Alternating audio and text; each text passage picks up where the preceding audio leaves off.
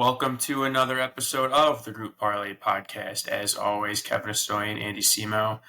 Nick Strom could not make it today, but I blew it yesterday. Betting on the Mets is like watching the Cubs. I mean, they're just going to let you down eventually. They got 2 runs in the second inning, thought we were going well, and then got blanked the rest of the way. I mean, their top 4 hitters went 0 for the entire day. Can't score runs like that.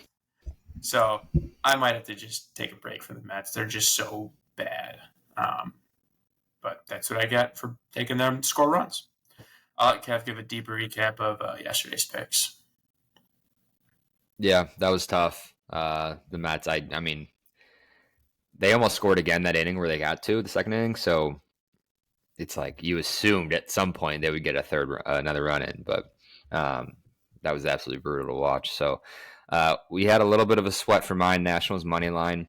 They were up 3-0. And then there was an inside the park home run.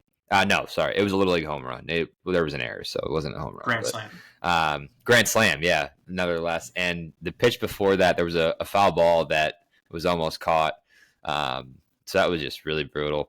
I mean, I almost jinxed it. I said I was a lock, basically, and then next thing you know, they were down. But they persevered. They tied it up in the 8th, and then they won in extras. So nice sweaty one there. And then Strom had Phillies first 5 minus half a run. Not too much of a sweat there. Boston only scored in the first inning, never scored again. 4-1 final there for the Phillies. So another 2 for 3 for us. So again, the individual numbers are looking really strong still. With the Pods 2-9, I'm 8-3. Andy's 7-4, and Nick's 6-3-2. Everyone's over 64% is the lowest for individual records. So it's gonna come. Yeah, I just have to stick to the process. I mean, we've been through this before. Where we all have really good individual numbers, but 2 out of 3s are absolutely brutal. I'd rather go over 3 than 2 out of 3 because I want that win so bad. But especially when you're the one to blow it, it sucks. Oh, it's the worst. We switched off days on that one. Yeah. So let's get into some picks today. Kev, I'll let you go first. Yeah, I'm going back to NBA here. I've gone every finals game, I believe. So Celtics Mavs over 210. If you remember, I took this 3 days ago. The number was 217. So getting it 7 points lower and going to Dallas, where I think their offense is going to wake up here. Not a huge data play, just eyes watching the game. I think they're going to wake up with the home crowd. Kyrie needs to wake up, and I think with Kristaps looking like he's not going to play with his new injury, they should have a lot more success in the paint, and their 3-point numbers have been really bad. So I think that has to regress to the mean. They're shooting a good amount of threes, they're just not making a ton of them. So if you look back at their other series this playoffs, they were obliterating this number a lot. They scored 124 against the Timberwolves in the final game. Almost every game that series. Actually, I think maybe every game that series. Yeah.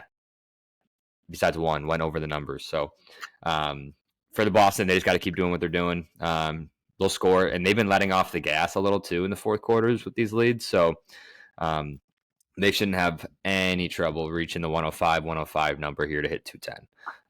Not too worried about it. I think this is Lock City. I'm jinxing it right now. Where's some wood?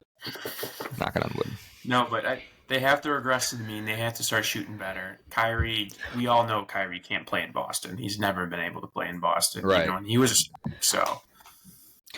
I didn't mention Tatum either. I mean, he's been terrible. I know he's getting doubled. There's a big debate going on whether he's been terrible or if he's helping the team, whatever. I don't care. I think he's going to make more buckets. His numbers are terrible. Yeah. Percentage-wise. All right. So for my pick, and then I'll do Strom's after, I'm going Cardinals, Pirates, under 4.5 runs in the first 5 innings. Pitching matchup's pretty good. Sonny Gray's going for the Cardinals. 3.21 ERA, 1.07 whip. He's been pretty sharp for them. And then Bailey Falter for the Pirates. Shockingly, been pretty good.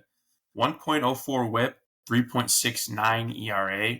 But what I'm really going on is bad offenses, and I love the matchups for splits. So Bailey Falter is a lefty. The Cardinals have one of the lowest OPSs as a team against lefties at 618 as a team. That is horrible. And then the Pirates against righties, not much better. 635 OPS as a team. Both these, there was only 3 runs in the entire game yesterday. These offenses are scuffling. The pitching has been pretty solid. Love the starting pitchers today. Neither of these teams hit home runs either. So I'm really going bad offenses. Love the splits matchup today. So under 4.5 runs in the first 5.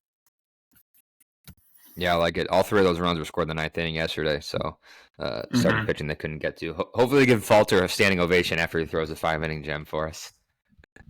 For real. I don't know if you saw that, but that was hilarious. All right, so we'll go to Strom's pick to round it out. He is going. What is he going? Oh, Padres first 5 minus half a run. They're playing Oakland. Oakland is 2-8 in their last 10. They have been absolutely brutal as of late, and they're averaging under 2 runs in the first 5 innings. Padres are 6-4 in their last 10. Hogan Harris is going for the A's. He's been overperforming. His stats in the minors this year have been terrible. He's been recently called up, but he's got a 2.2 ERA and only like 2 or 3 starts this year, so he's due to regress to being bad. Michael King has been really good for the Padres, so I think that's what Strom's going with. But the one thing Strom does not like is the Padres can't hit lefties. So we'll see if Hogan Harris really does regress or the Padres' bats stay silent against lefties. But I was looking at this. Oakland's been struggling really hard lately. And the Padres, their big bats have been hitting. Tatis has been hitting. Ariz always hits. So we'll see how it plays out. Not Machado. That guy sucks.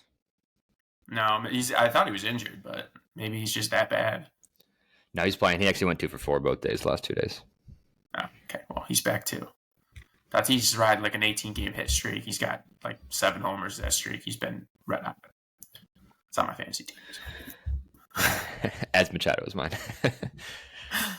All right. So to recap the parlay, we got under 4.5 runs in the Pirates Cardinals game at minus 130. Padres first 5 minus half a run at minus 135. And then over 210 in the Celtics Mavericks game minus 150. Comes out to plus 413 for the parlay. Let's get it back, gentlemen. Let's get it back. Absolutely. Big day. All right. Let's get it.